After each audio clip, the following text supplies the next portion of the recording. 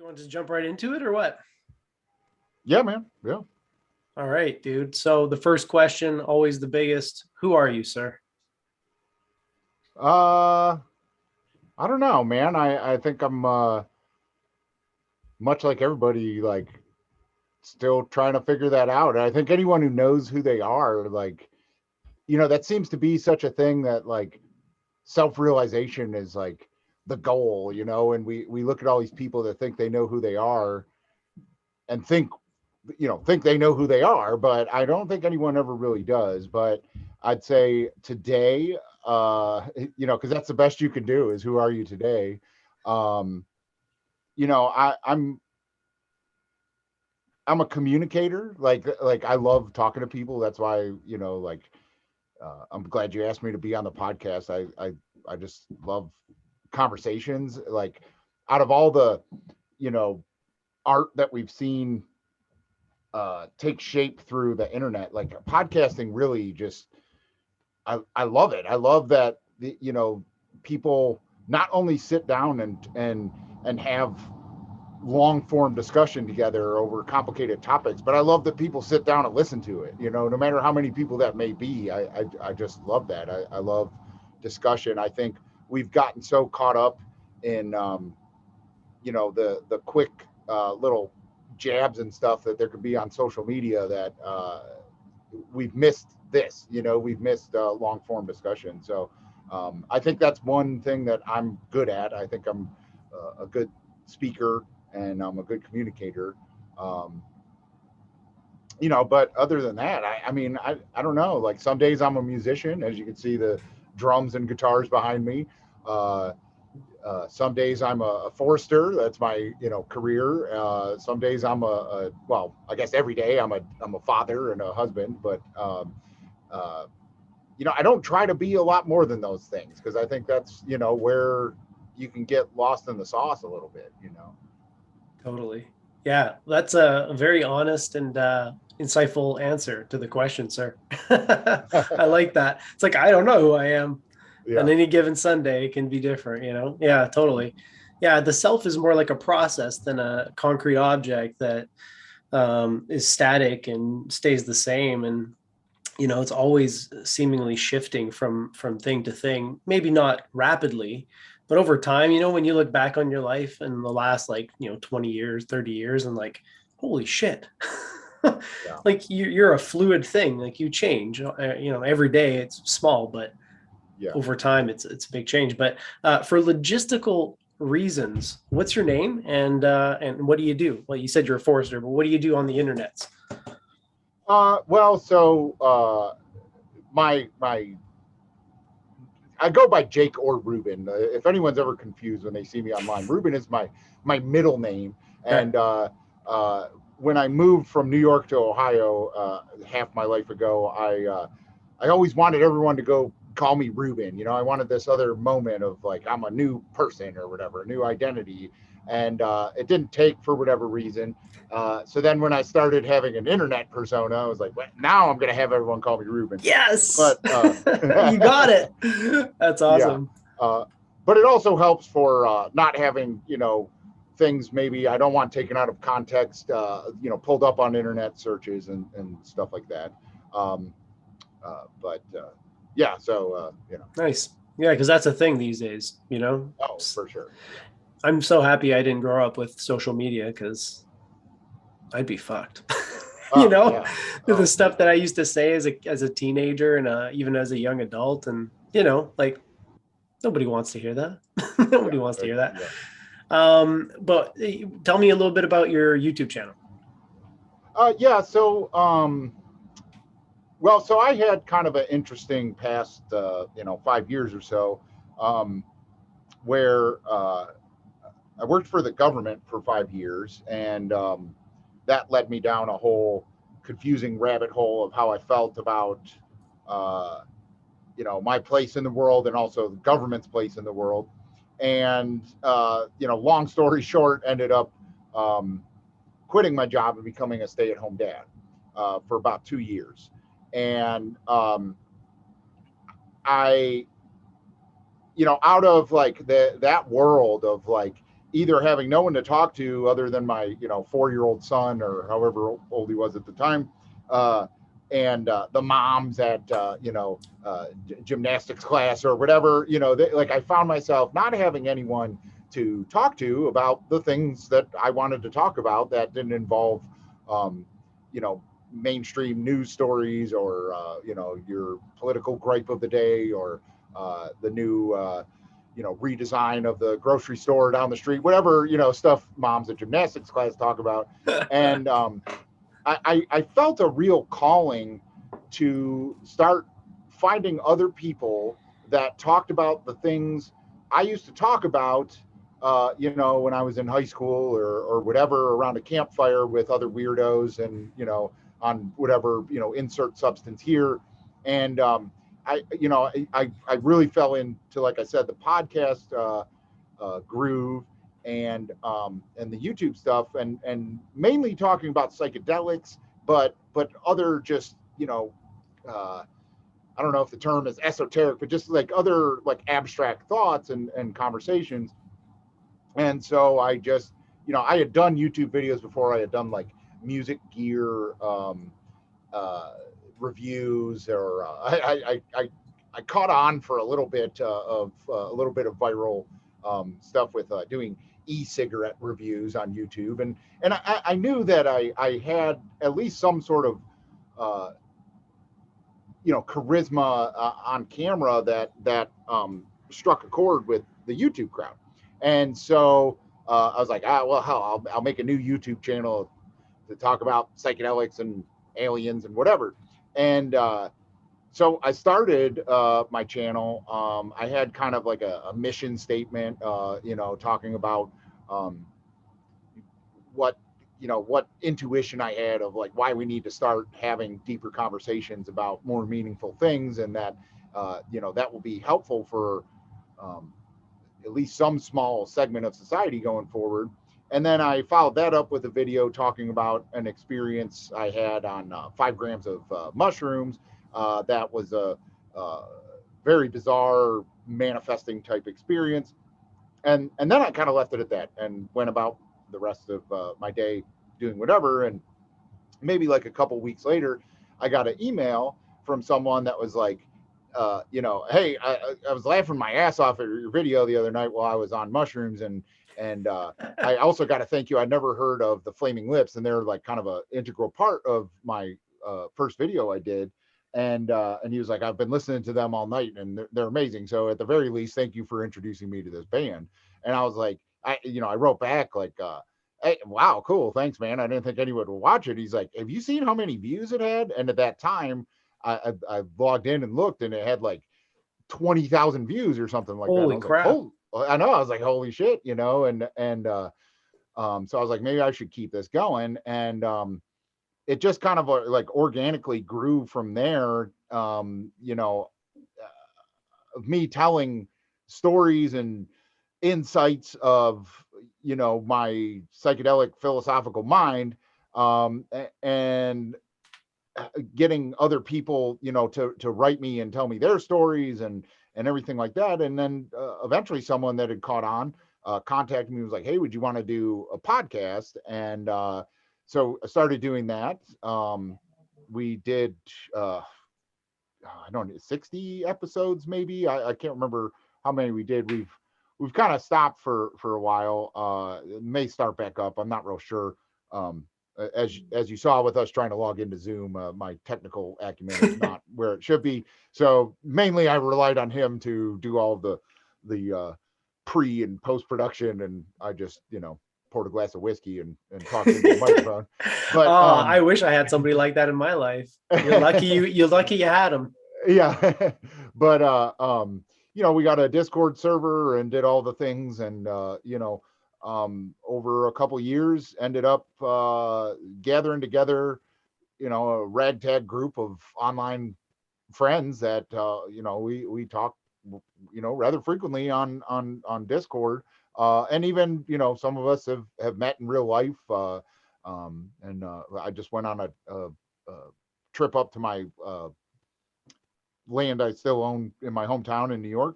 Mhm. with someone I met through there that was on our podcast and stuff like that. So that's been a key component too, is like kind of taking that next step out of the virtual world into like, okay, let's be friends in real life. We don't live too far from each other, and uh, that's been even if that first video I put out and that beacon I set out into the universe, even if the peak of that connection was the two people that I've went and met in real life, like that's awesome, and that was better than not meeting them. So Worth it. that's how I've always looked at it. I've never well, I won't say never. I mean, I guess there's been moments of like jealousy of big YouTube videos and podcasts that make a living from it, but for the most part, like my mantra for all of it is like, it's not about how many, it's about who tunes into this, and Quality over quantity, my friend. yeah, exactly. Yeah. For sure. Yeah, no, that's amazing. Good for you. And I can relate to a lot of what you just said, man. Like obviously, like somebody Yeah. doing the same thing, right? Yeah. Like the connecting with people. And for me, it's like, you know, if I meet you online and we become friends, like I would consider, like, for example, Gary. Like I've talked to him enough now that like I genuinely like him as a person. I know him, like, like we're friends.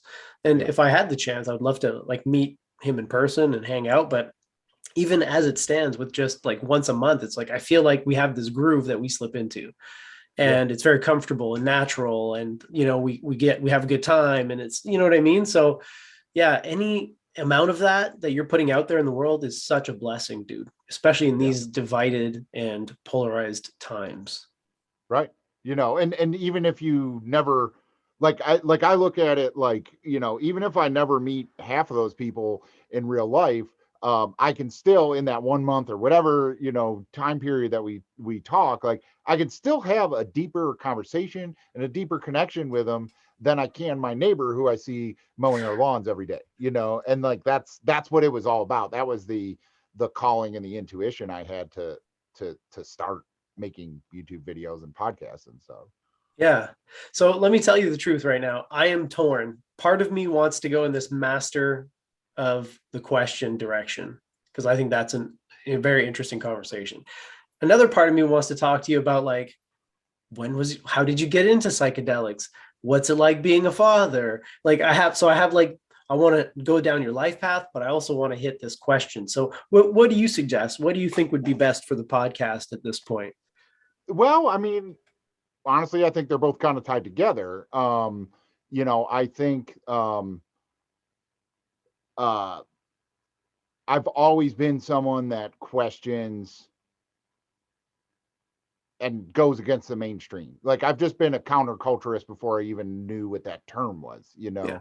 And so like at least to start with psychedelics, like uh I mean, it goes back to high school where um everybody was partying and drinking alcohol, and I did a couple of those and ended up throwing up in my friend's toilet and was like, that sucks. Like it was fun for a little bit, but the last part sucked and the next day sucks. And there was nothing to gain from that. Yeah.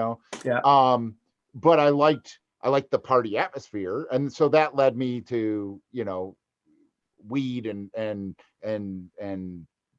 the more like hippie drug culture, and that was a party where you could party but not drink alcohol. Mm-hmm.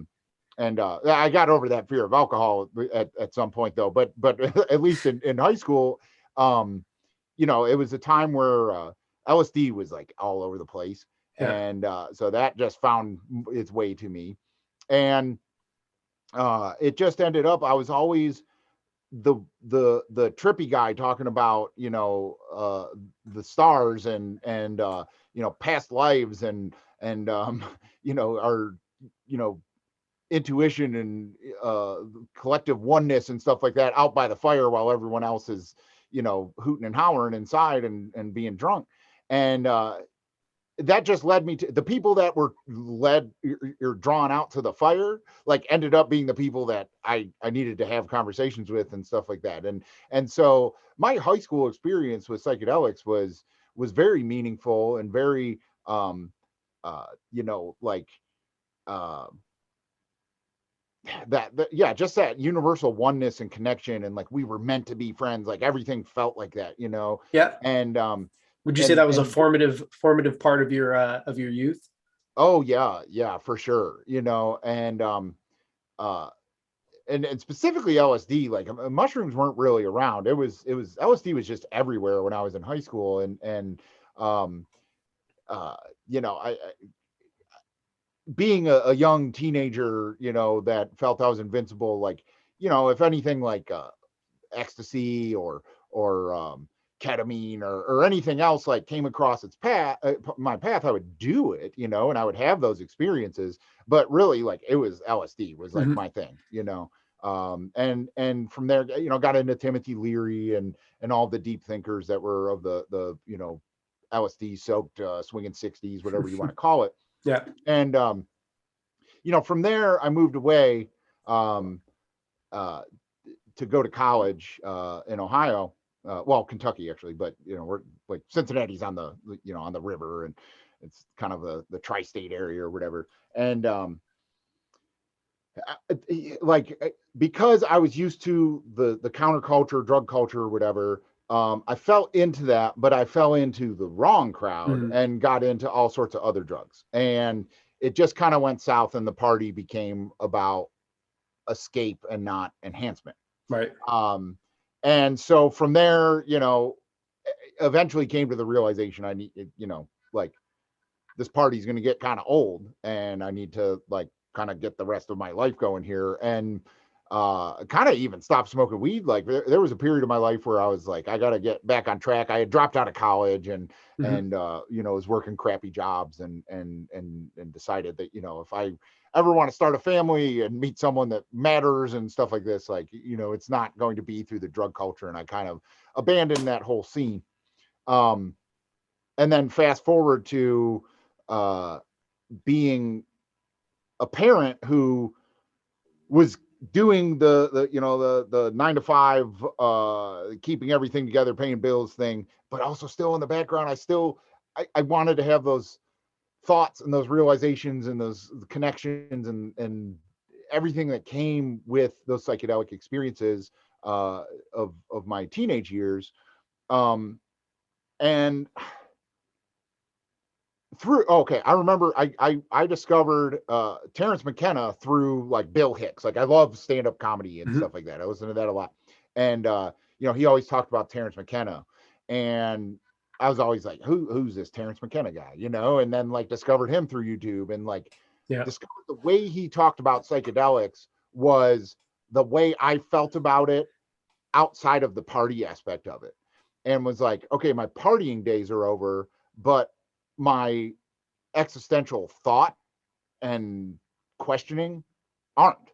And Right. I don't want them to be, you know, like I like that's when you start getting old. When you think you know everything and you stop asking any questions, that's when you start getting old. So you know, from him I just kind of dove into the mushroom culture, which, you know, I had done before, but never like I like it was always like, oh, it's like, you know, people, the party culture would just be like, it's like acid, but it doesn't last as long. You know, that's what people would say. Yeah. And so I was like, well, that's perfect for me, so that I can do that at night when the kids are asleep, you know, and whatever.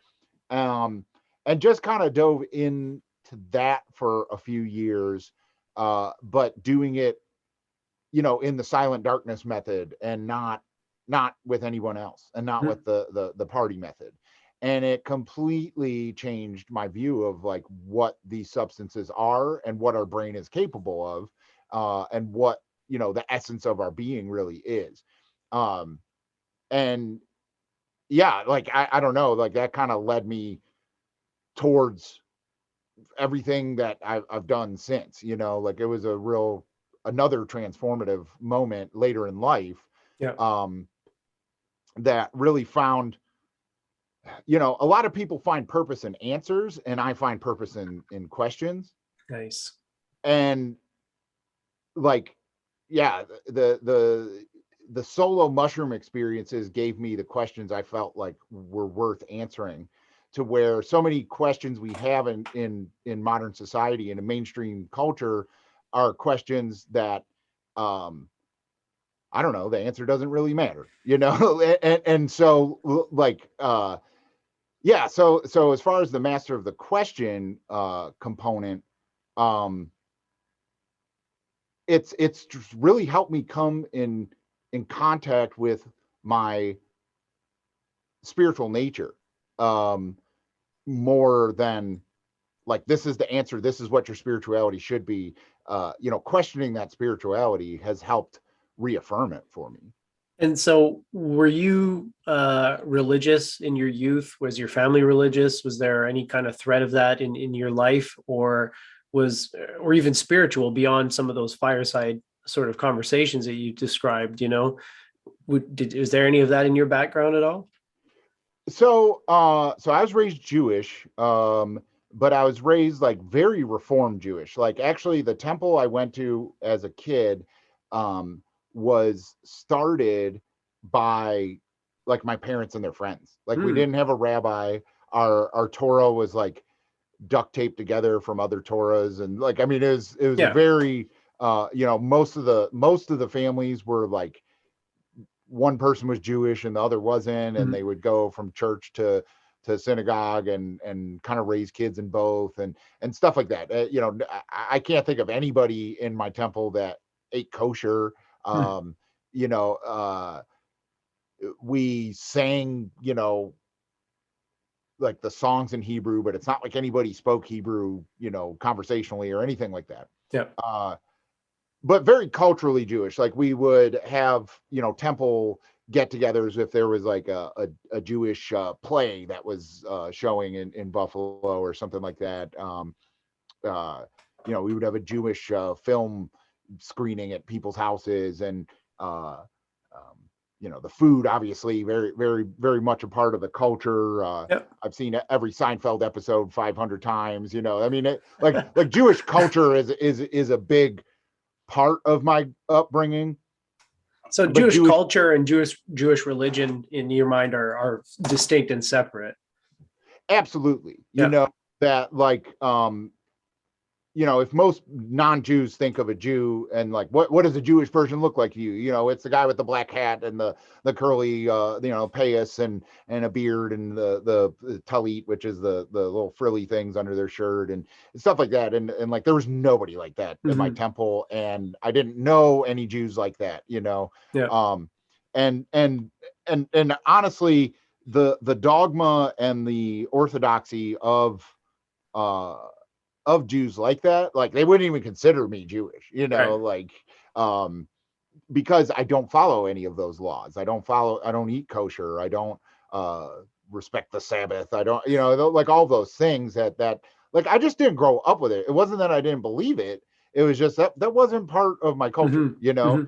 Hmm. Um, and, uh, you know, so like, I think I have a very Americanized Jewish culture that's ingrained in me, of like, you know, I have a lot of respect for uh what Jewish immigrants mean to this country, and what they went through, and you know, the story that my, you know, my grandpa is very much a part of, and other things and stuff like that. But as far as the struggle that the Jewish culture has gone through, like, worldwide, like, pre-America, um, I don't have a lot of connection to that. I'm Hmm. not, you know, I'm not very like um Zionistic, or like, you know, I don't hold Israel in a higher regard than any other country. You know, Right. like, I like, it's not, not that I don't hold, you know, it's not that I don't respect Israel, but I it's get like, what you're saying. they're no different than Canada Yeah. in my Yeah. eyes. Like, they're people, and they deserve respect, and all that. Yeah. But uh so like, yeah, that's just it, is that's just the way I was raised. So there's no Um like spiritual spark in your religious experiences as a young person. That's right, that. Right. it was just about the culture, you know. Yeah. um but I went through, like, I took like a religion class in high school. So I went to Catholic high school, actually, to play Nice. hockey. And Just to add another thing into the mix. right, exactly, yeah. And so you had an option to take, like, you had to take a religion class every semester, and you could take Catholicism, which most people took, or you could take this world religion class, you know. And I was like, well, that, you know, I get plenty of Catholicism in this school. Let's see what this world religion class was. And it was like me and like two other kids that took this class. Wow. And I don't know, man. Like, I mean, I didn't pay attention to a lot of stuff in high school, but that class for some reason, and it wasn't even like it was a great teacher or anything like that. I just liked hearing the different perspectives Yeah. and understanding and learning what all the different religions believed and what their like basis was. Yeah. Yeah. And um so, you know, in high school I got you know, the opportunity to go, you know, to a Buddhist temple, to a Hindu temple, to a Muslim temple. You know, we went to every religious service we could in Right. the area, and got to see all those and partake in all that. And for some reason, and I don't know if it was just because it was my own culture, like I actually through that like got a lot more uh respect for the more orthodoxy Jewish religion. Like, Hmm. I don't know, it just seemed like older and more like everything was like building off of that. Well, I mean, Mm. aside from the Eastern religions, but Yeah. at least like, you know, the Christian Abrahamic religion, religions, right? right? Yeah, Yeah. the Abrahamic religions. I was like, oh, but it's all rooted in this, which is my culture. Yeah. So, you know, I did start learning more about it. I mean, I never became Orthodox, but I did feel like, you know, if I'm ever going to become closer to God outside of doing acid around a fire pit, like I probably need to go to temple more, you know. And Hmm. so like after my bar mitzvah and stuff like that, I've just gone through these like peaks and troughs of like I need to go to temple more, I need to go to temple more. And then like I would just get kind of like I would feel like I'm just going through the motions just like everybody else that goes to church, and I would like fall out of that, you know. Hmm. um but I've always been spiritual, but my religious connection to my spirituality has come and gone like Yeah. over and over and over again. With your sort of like psychedelic experiences and some of the things that you told me about your experiences of oneness and unity and all these things, were you ever drawn to Kabbalah or the mystical branch of Judaism? Yeah, I and so I remember I heard maybe it was Madonna or like it was Hmm. some celebrity that was Yeah. doing that, and I was like I had never heard of that and was like what the Yeah. hell's Kabbalah, because I was just there wasn't anything that was in my um in my you know my temple didn't talk about stuff like that, Of you course. Yeah. Of know, course. and Yeah. whatever. And so yeah, I did see that connection as I started learning about that and reading about that to yeah, just mysticism in general. Like the Hmm. you know, like the cool part of psychedelics is the mystic experience, and to read texts that aren't part of like the main text. They're like the alternative text of an ancient Abrahamic religion that talks about things that sound pretty similar to what psychedelic mystics talk about. Yeah. Um, you know, that started me thinking about like, were they on psychedelics? Like, you know, and whatever. um, which is another reason like Terrence McKenna resonated with me so much in his like stoned ape theory, Mm. because it's then once I like started reading about that, I'm like, oh, they were on psychedelics. That's what fucking religion is. Yeah, You know, they didn't. potentially. Yeah. Yeah, I think you it's know. also, possible to bring yourself into those experiences without the use of drugs. Much Right, more right, difficult, right. and a lot of it is serendipitous or lucky, right? Like it's just some people it happens to them. Yes. But you're right. I mean, I think Alan Watts calls it chemical mysticism because it gets you to the same freaking experience. Yeah. And one is I don't know if you want to call it a shortcut. I mean, there's nothing wrong with shortcuts. I take them all the time. But yeah, it is interesting, and I'm sure a lot of them were. I mean, if you think about like hashish originating in like the Middle East, and they had the Sufi mystics there who were again like the Kabbalah, it's the mystical arm of Islam, and when you compare what the mystics say, it doesn't matter if it's a Christian mystic or Lao Tzu or anything. It all sounds remarkably like the same stuff. Yeah. It's the same like frequency that our brain is tuned into, you know, and yeah, you can use chemicals and mess with the wiring, or you can master that those connections yourself. And um, yeah, I mean, it's like uh, the quote from either Terrence McKenna, I can't remember who said it. Yeah, it's Terrence, but you know, where it's like, you know, if you're trying to cross the river and like this person explains this like difficult path, and he's like, yeah, but the ferry cost a nickel, you know. Yeah, yeah, yeah. Well, and what I think I was talking to Gary about this as well. It's like it's not like you take psychedelics and you don't like a lot of people who take psychedelics get into meditation afterwards, or it deepens their meditation and they get more into it. Like so, it's not like it's an exclusive thing where it's like no, you can only do it this way or this way. It's like actually they both kind of dovetail and they both really complement each other. Yeah. Like eating a freaking THC gummy and meditating for half an hour, you're gonna have some fucking, Yeah. you're gonna have your mind blown, and you're gonna have some crazy insights about yourself and the nature of reality, right? Oh, yeah. It accentuates what these people were doing without an assistance, right? Yeah. So yeah, I think personally, it's like why make it an either or proposition? Why not both? Yeah. Just it works better. Oh, yeah. But yeah, no, I agree. It's like why would you go through all the difficulty when you can just take the bridge over there? Yeah.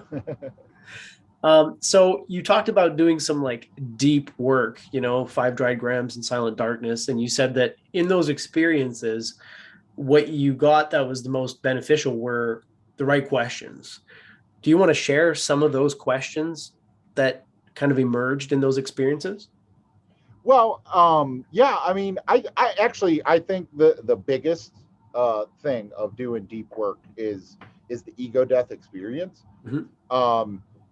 And that's like the biggest question is like, I heard that talked about. I heard about, the ego and the id and the super ego and all these things you can read about psychology and Mm-hmm. spirituality and reality and perception and things like that. But the ego death, whatever that is, whatever it takes to get there, you gotta experience. You can't there's no way to describe that experience of ego dissolution. Mm. Because death is maybe not the best word. I think it's more this dissolving and not knowing, like, to lose the internal dialogue of I. Mm. You know, like I there's no way to explain what that feels like, what that looks like, what how long it feels like it lasts, all of that.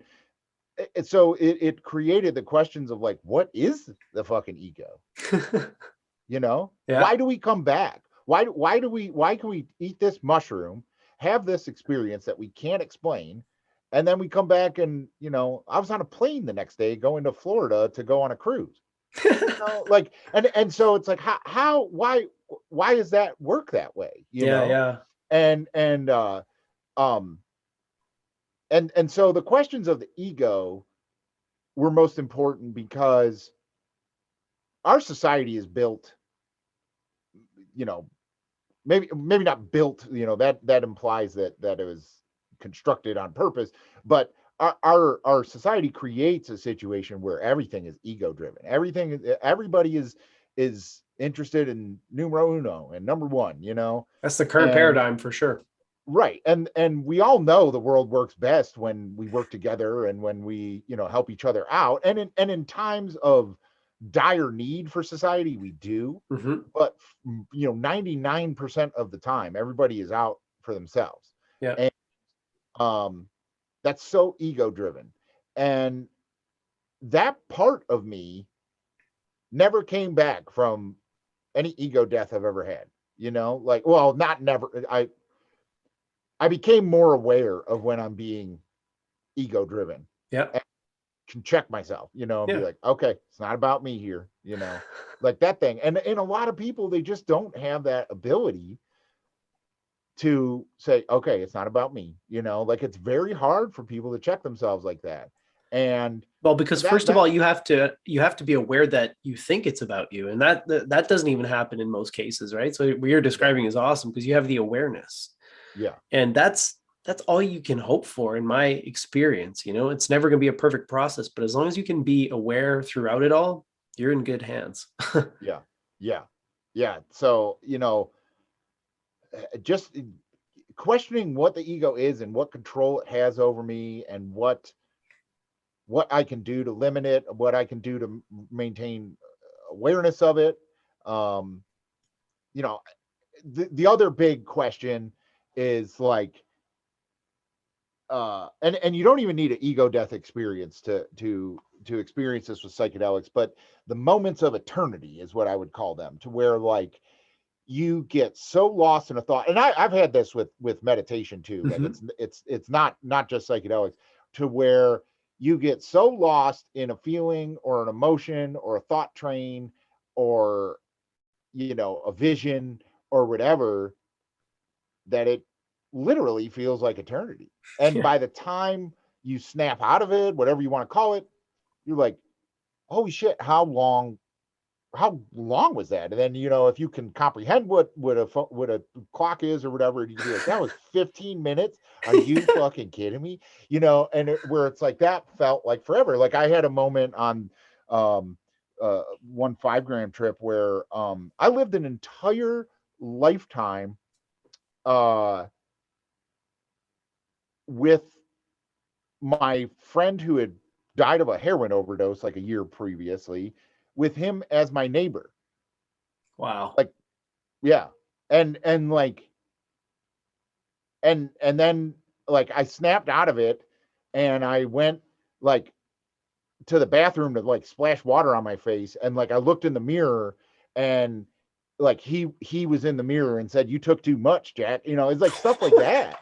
Yeah. And like I was like, oh my God, because like I had just lived like, and I don't know details. It was like I just went on a thought train with full on closed eye visuals of like what it would be like if my friend didn't die of heroin and moved next door, and we were neighbors, just hanging out behind my house. Wow. Wow. Wow. Wow. That's So like when amazing. I say a lifetime, I don't mean like I saw us get old. It was just like I felt every emotion and sensation of what it would be like if he didn't die and he moved in next door to me, Yeah. and that And was if you in, experienced it at that, like if you experienced it like that, then in some sense it did happen, right? I mean, right. you know what I Yeah. mean? In Reality is some sense. perception. Yeah. Yeah, 100%, right? And Yeah. not only perception, but you have the embodied experience of it, the emotions that went along with it. Like you experienced it. Yeah. It's as true as it's as anything else you've ever experienced. You know what I mean? Right. Like And it it, was in 10 minutes with my eyes closed, and like, that's it's, yeah. wild, man. See, I've never pushed myself anywhere near that far. But you know, I'm interested in doing it. It's just logistically for me, it's Yeah. probably just as difficult for you actually, because you have kids and you have, a Yeah. wife and all that stuff. But I don't know, like, would you just do that like on a Friday night after the wife goes to bed, or like, how were I you? used to, um, but the last experience I went that deep like that,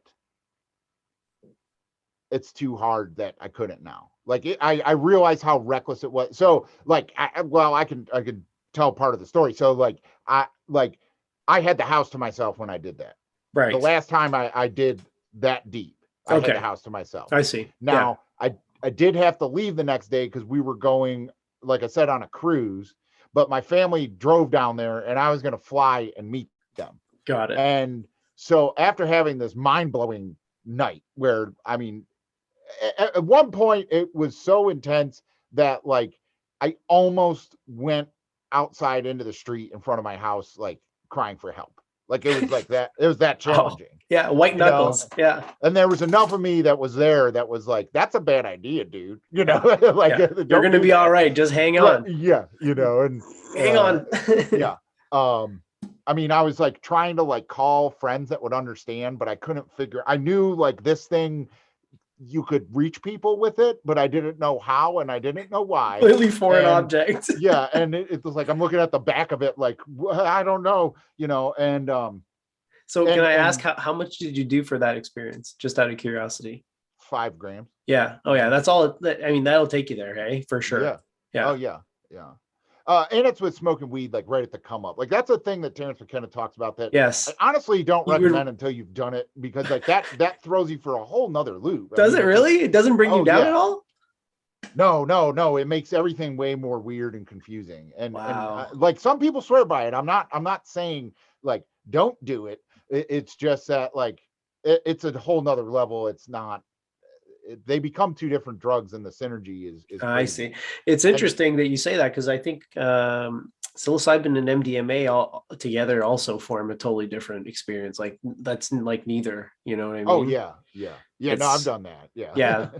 yeah. That's a I've good I've one. mixed everything you can mix pretty much, and Good for you. but honestly, the weed and mushrooms is kind of the strongest Yeah, combination. yeah, So anyway, like I had the house to myself, and like I had to leave. Like my wife's cousin was coming to pick me up to take me to the airport in the morning, and I yeah. had not slept. And this is the weirdest part that I'll tell from, and it's in my video on my YouTube channel, so you may have seen it, but still, um, so at one point, like I was just done having these moments of eternity and ego loss. And once some of my ego started coming back, I was like craving like comfort, And the Flaming Lips are like one of my favorite bands. And normally when I do more recreational dosages, like that's the band I put on, is the Flaming Lips. And I could think of like who I wanted to listen to. I couldn't think of the band name. I couldn't think how to play it on my phone, and I was just like, but I could think the lead singer of the band, his name came to mind, and I was like, opening my phone up, going Wayne Coyne, and like just yelling at my phone, and like obviously it doesn't work that way, so it like didn't do anything. But I was like, I just want Wayne, and I was like crying for Wayne Coyne. Well, anyway, so the rest of the night went on, and uh, came to its conclusion, and didn't sleep. And then my wife's cousin picked me up, took me to the airport, and I'm flying in the plane, and I'm listening to like Terrence McKenna on headphones, and I'm like looking at the Earth, and like all the different civilizations, and the woods and fields in between, and I'm having all these like crazy thoughts and questions about humans' place on Earth, and what society means and all this. And I was like, okay, this is way too heavy still. I'm done thinking about this stuff. I just want music. Oh, I'm gonna listen to Flaming Lips. I was like, that's right. I wanted to listen to the Flaming Lips. So I started listening to Flaming Lips. And then I had to get change planes in Charlotte, North Carolina. And I'm walking through the airport listening to the Flaming Lips, and a dude walks by, and I'm like, man, that guy really looked like the guitar player for the Flaming Lips. And then I was like, no, whatever. And then in the hallway in front of me, in the main intercourse of the airport, uh, Wayne Coyne walks through the hallway, and I'm like, no, that's not real. And then some I'm dude still stops. tripping. Yeah, and some dude stops and like shakes his hand and takes a picture with him. I'm like, holy shit. And he's going the opposite way of where I need to go. And I was running late, but I was like, I gotta fucking talk to Wayne Coyne. So I like chase him down in the airport, and I catch up to him, and I'm like completely overwhelmed with emotion. I'm like basically crying, and I'm like, Wayne, dude, I don't want to like take a picture with you. I don't want to hold you up, but I saw you. I had the craziest fucking night, and you were involved. I can't even explain it, but I just wanted to talk to you, and I want to tell you that like your music means so much to me. I've seen you guys like 5 times. Like there's this whole history of concerts and weird psychedelic things around them that like I obviously can't tell him in the airport, but I'm just trying to like explain like you're more Yeah, than a fucking band to me, dude. Like yeah, and yeah, and it, and it's crazy that you're even here. And like he was like, dude, calm down, man. It's cool. He's like, I'm glad to meet you, dude. Like, where are you going? Why are you in the airport? And I was like, I'm going on a friggin' cruise with my family. I'm going to meet them. And he's like, well, have a good time. That sounds awesome. I was like, yeah, I guess. He's like, tell your family I love them, man, and I'll see you at the next show. And that was it. And I took a picture of him from behind to like prove to my wife I met him in the airport. But I don't know, dude. Like I can't rule out that like I manifested him into my reality the night before by calling him out or whatever. I mean, obviously you can write that off as, if you're a total materialist, as like, oh, it's a coincidence, and they yeah. played in Columbus the night before, and that's a main hub, and there's plenty of reasons we Sure, cross paths. sure. but not But the of all way the it happened. people Oh, in right. on that fateful day, after what Yeah. transpired, yeah, no, I mean, I get it, man. That's synchronicity, as Jung called it, right? Right. I Yeah. mean, you're dialed in. That's Yeah. hilarious. And he was just like, happens to me all the time. Chill, bud. Right, exactly. There's so many tripping dudes that have like said the same thing to him. It's like Probably, nothing yeah. but He's like, yeah. oh, another one. Yeah. That's awesome. That's crazy experience, man. Yeah. Crazy. Back to your question, like I no, I they're too that experience is too sacred to me to be like, all right, is everyone asleep? All right, it's time to Right, eat right. 5 grams. Like Yeah, um I may only get to do that a handful of times in the rest of my life because of that, right. and if that's the case, that's the case. Uh um but yeah, it's and I think a real deep work experience like that, you only need one really, like I mean, obviously you can keep going and keep learning more and whatever, but uh I look at it a lot like Plato's allegory of the cave, Hmm. right? With the shadow figures behind the people. All you need is one person to unlock the chains and turn you around. You don't Yeah, need to constantly do that. yeah, In a major paradigm shifting psychedelic experience, like you really do only need one. Like totally. and and uh and you don't even need that. Like some people can do that without it, like we were saying. But Hmm. um if I never get to go that deep again, that's fine, because how deep I went was how deep I needed to go. Yeah, that's deep enough, sir. Right, right. Yeah, yeah, no, I get that. It's kind of the same from what I can tell with ayahuasca for a lot of people. Like they'll do it once or twice, maybe at most, and then they're like, "All right, I got what I needed out of that. Done." Yeah. Right? Because it's such Mhm. a like powerful experience, right? But so did you like build up gradually to that, or were you just like going in the deep end? Like how did you did you prepare, or was it just like, oh no, I'm gonna do this? um so I mean, honestly, and what's crazy about it too is like like maybe 2 nights before that I did like 3.5 grams, No, it's pretty good. and then so like you know the whole thing about like the tolerance builds up, and like you got to wait a couple weeks or whatever, and it won't be so. Like I may not have even gotten the full experience of what I should have, because I had a little tolerance going from a couple nights before. Right. But that one like was just really fun. The 3.5 grams the night before was like just like really fun, like dancing around, listening to music and you know and whatever. And then I was like, well, I didn't really get what I was going in for there, but I also was distracting myself with a lot of different things.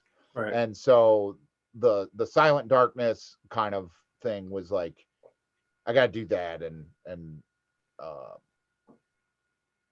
like kind of sit and be in the feeling, in the moment or Yeah. whatever.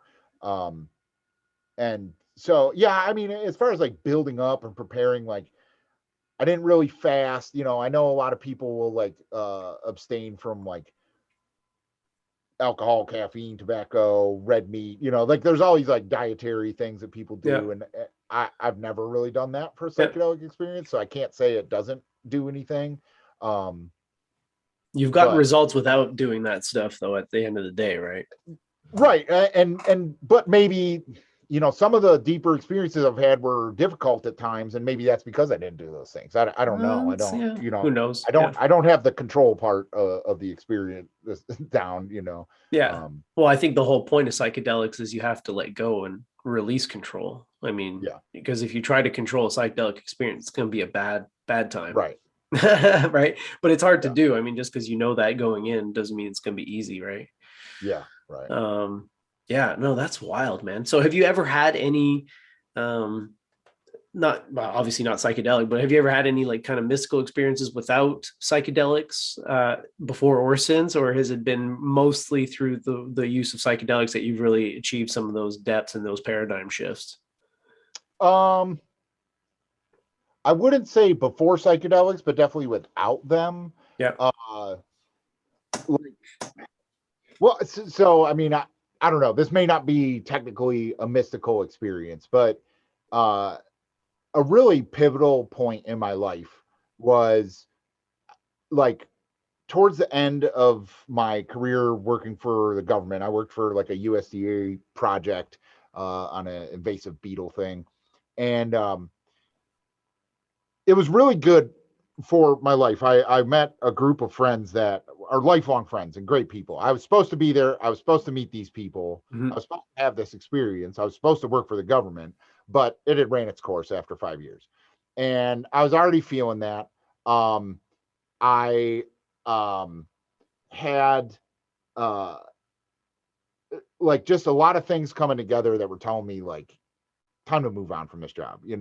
Um, I was making about the same amount of money that we were paying for daycare for my like that's what led me to be like I'm just gonna be a stay-at-home dad because like Right. it was a it It's was a a wash. we were breaking even, right? Yeah. Yeah. And then also I was driving 45 minutes well no an hour to work every day. Had to be there at 7:30. um I wasn't going to bed until 12:30 at 1. I'm always been a night owl, so like I was just for years severely sleep deprived, which carries its whole host of other issues that bleed into your life. Yeah.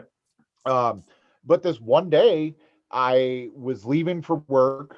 I was already running a little late, and I had this just overwhelming fear that I left something at home, that I had to go back home. And the only thing I'm looking around the car. I'm like, I have my phone, I got my wallet, lunch, whatever. Like, I'm like, what the fuck would I have forgotten? And I'm like, God damn it, I bet I left the garage door open. Like that's what I'm thinking. So I turn around and go back home. Garage door's closed. I walk around the house. I'm like, okay, there's nothing. And and then that fear of like you got to go back home, you forgot something, turned into like, well, now you're really fucking late. Now you're gonna be in trouble. So then I'm like booking it back, get back on the road. And I come up to this one part of my commute where there's like a T intersection to where I have to take a right, but there's a light there. And then I get there and there's just police sirens and ambulances and, like road closed, detour, all this stuff. I'm like, whoa, what the fuck? And what happened was on the other side of the intersection, there was a big hill, and a truck up the road from that had left some yard, and someone didn't lock the trailer on the truck. And so when the truck started going down the hill, the trailer detached from the truck, went past it, and smeared like 10 cars and killed everybody that were waiting in line to turn at this light that Holy I crap. waited at for 5 years every morning. Wow. And right at the time I would have been there. That's So I don't crazy. know if that would, but I can't explain how overwhelming this feel Yeah. was of like, I have to go back. I have to turn around. I have Yeah. like, fuck it. I'm going to be late today. Like whatever, like, Yeah. and like, so I don't know if that's really mystical, but it really like, it, it gave me a non psychedelic, like there's a higher power, there's a higher direction Right. moment. And like I think the next week I put in my 2 week notice. I can't remember like the timing, but like Yeah. I was like, I'm done. I'm not supposed to be driving this drive anymore. Wow. Yeah, I mean, again, I'm no expert, but that's definitely in the wheelhouse of mystical experiences, man. You like you said, it's not just that you were aware of a higher power. I mean, its presence was felt in your life. Mhm. And Yeah, yeah, that's wild. And that's yeah. again like that intuitive knowing, it comes from the source, in my opinion. Sometimes Mhm. you just know things and it's like, sure enough, they happen exactly the way you thought they would, or you're Mhm. thinking about your friend you haven't spoken to in a while and they call you or whatever, right? Like you see this person you're just thinking about them, like this shit happens all the time. It's because you're in tune, right? With that, Yeah, whatever it is. yeah. I, I Yeah. have I have another one now. I mean, I guess it was under the influence of psychedelics, but it really fucking happened. So like like but I was maybe more emotionally attached to it because it was on MDMA. But I so like I had a band that I like, was putting all my energy into and investing all of my like, this is what I'm gonna do. We're gonna get a record deal. It's gonna fuck. This is why I moved to Kentucky. Like this is it. This is the band. And so uh, shortly after I met my wife, like the band broke up, and we broke up over like, I mean, many reasons, but the main reason was we were arguing over changing our name. Like we had a manager who was like, you got to change your name. The name sucks and whatever. And so we had changed our name. I really liked the song Moonlight Mile by the Rolling Stones. And it's, you know, kind of obscure Rolling Stones like acoustic song, but it was on The Sopranos, and I really liked that episode that they used it. And so I was like, oh, that's a fucking killer Stone song. And I like the name Moonlight Mile. So like that's what I recommended we change the band name to. We played one show as the Moonlight Mile and then broke up. Right like the week before 2014 Bonnaroo, I don't know, one of the Bonnaroo festivals. And we were all going to go together, but because the band broke up, we all went separately. I went with my girlfriend at the time, now my wife, and the Flaming Lips were playing. And I think this was the second time I ever saw them, but I was really into them. I was like really excited for the show. It was an awesome show. And you know, being on Molly, I'm thinking of all these like, man, I wish, it sucks my band broke up. I really wish like I could be in a band and be like the Flaming Lips and play at Bonnaroo. And like I was just having all these thoughts of jealousy and whatever and regret and all this stuff. And I was having a kind of, you know, I mean, it was a good show, but I was having a little bit of negativity because of that. And then kind of at the peak of those negative feelings was like the last song. They said like, all right, we got one more song for you guys, and then we're going to go to our own little corners of the world until we see each other again. But we got one more song to play for you guys, and we learned this just for you guys at Bonnaroo.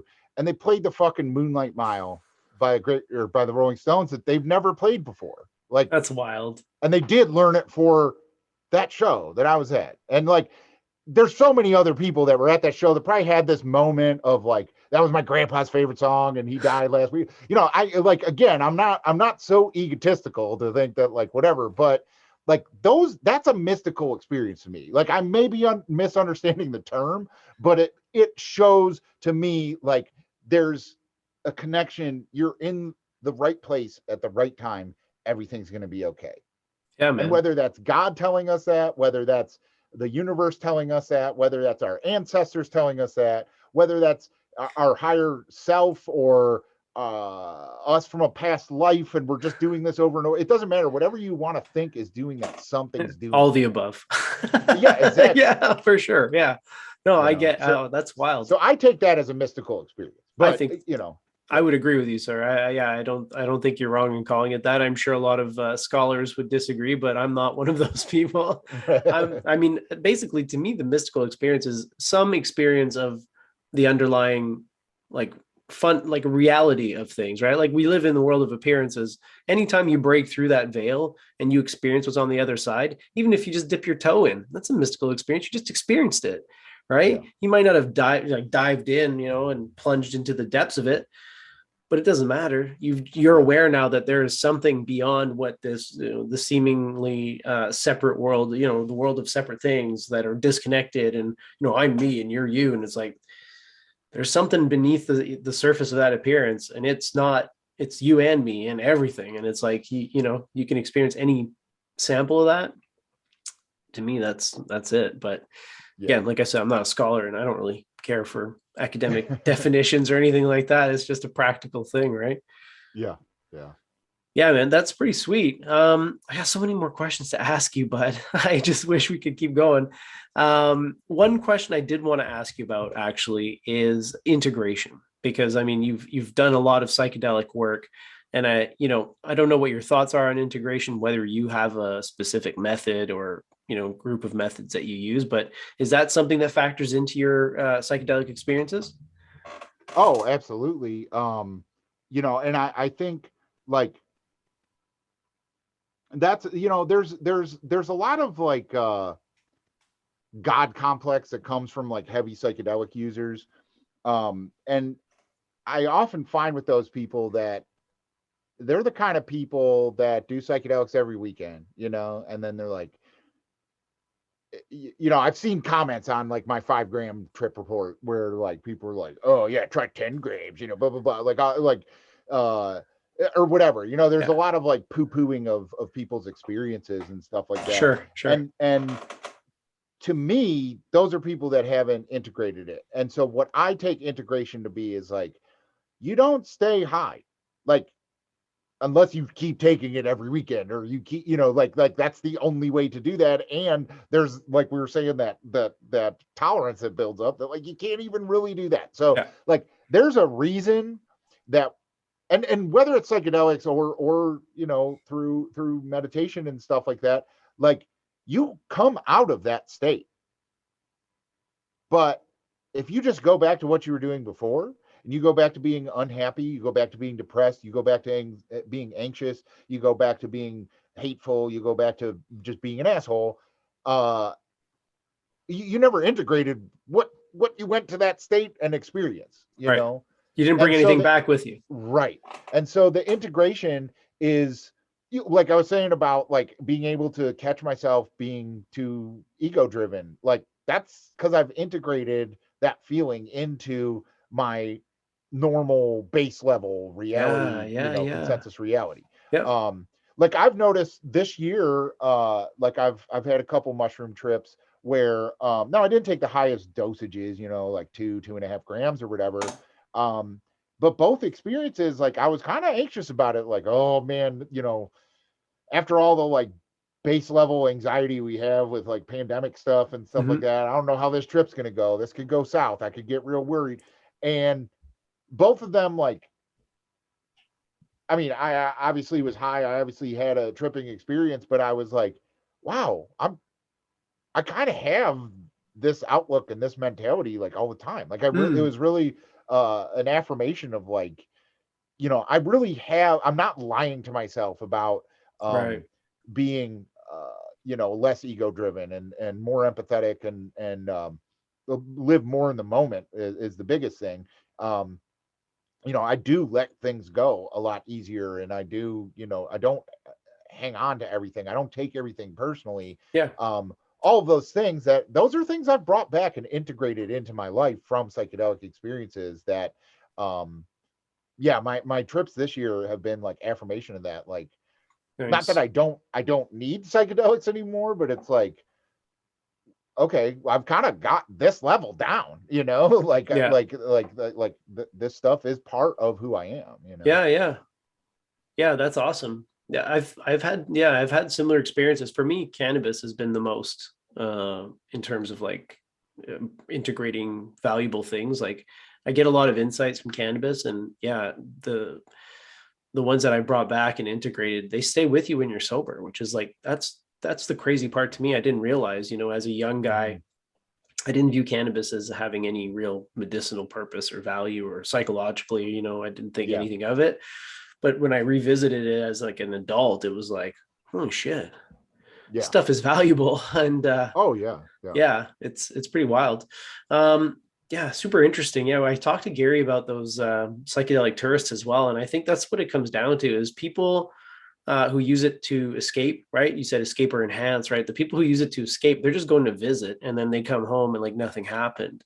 Whereas Yeah. when you do it with the sort of intentionality that you do it with, or that I do it with, you're going there, and whatever you're not just going there to sightsee, you're going there to work and bring something back that you can use in the regular world, right? Yeah.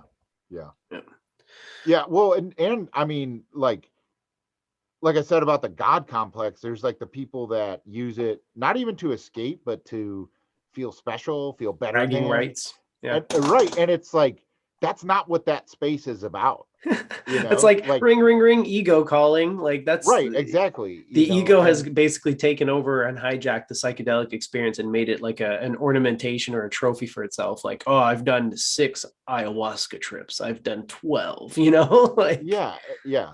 And I've never had that, and I don't understand where that comes from, but it's definitely, and it mostly manifests itself in YouTube comments, but still, it's just it's a part of the psychedelic culture that like I really um I just wish wasn't there. I mean everything has its purpose, but it's like I think it's a black eye on the psychedelic yeah. culture, the people like that, but Yeah. It's not how much you take, it's how much you get out of it. Right. If yeah, you get a lot out of a 2 gram trip, then makes no difference how much you took. You got something valuable out of it. You brought it home with you, and now it's a part of your life or your repertoire, whatever, your toolkit for Yeah. tackling life's real challenges in a day-to-day basis, right? Yeah. Like catching yourself in anger and being able to be like, nope, I'm not going down that route. Like those types of things I didn't know were possible, until I started on this path. So um, catching yourself, like you were saying, taking things personally, and the stories that I tell myself, those are my favorite. Sometimes I catch myself and it's like, shut the fuck up, dude. It's Yeah. like, poor little me, and it's Yeah. like, yeah, I mean, but yeah, psychedelics and cannabis and all that stuff have all contributed to that. And it's not just the meditation and the philosophy and stuff. It's a combination for me, for sure. Yeah. Yeah.